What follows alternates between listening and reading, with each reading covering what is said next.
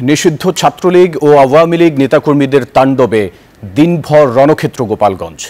জাতীয় নাগরিক পার্টি এনসিপির সমাবেশ ঘিরে হামলা চালায় তারা। পরিস্থিতি নিয়ন্ত্রণ করতে গেলে পুলিশ ও সেনাবাহিনীর সঙ্গেও তাদের ব্যাপক সংঘর্ষ হয় ছাত্রলীগ আওয়ামী লীগ নেতাকর্মীদের।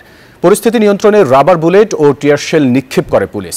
এ ঘটনায় ১৪৪ ধারা জারি করা হয়েছে গোপালগঞ্জে।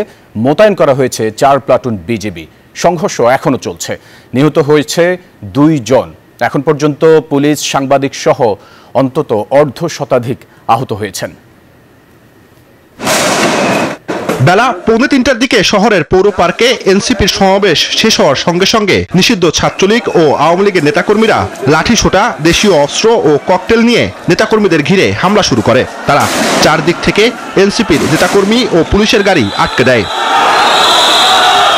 এ সময় পুলিশ ও সেনাবাহিনীর সদস্যরা সাউন্ড গ্রেনেড ও ফাঁকা গুলি ছুড়ে পরিস্থিতি নিয়ন্ত্রণের চেষ্টা করে। এ সময় এনসিপির নেতাকর্মীরা গাড়ি ঘুরিয়ে পুলিশ কমিশনারের কার্যালয়ে আশ্রয় নেয়। আরেকটি অংশ রওনা হয় মাদারীপুরের উদ্দেশ্যে। এরপর পুলিশ ও সেনাবাহিনীর সঙ্গে পুরোদমে সংঘর্ষে জড়ায় নিষিদ্ধ ছাত্রলীগ ও আওয়ামী লীগের নেতাকর্মীরা। চলছে দফায় দফায় সংঘর্ষ। এখন পর্যন্ত সাংবাদিক, পুলিশ সহ অনেকে আহত হয়েছেন।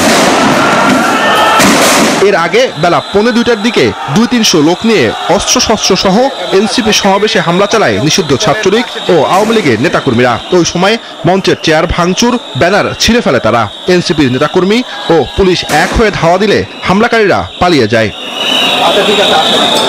বিকেলে গোপালগঞ্জে ১৪৪ ধারা জারি করেছে স্থানীয় প্রশাসন।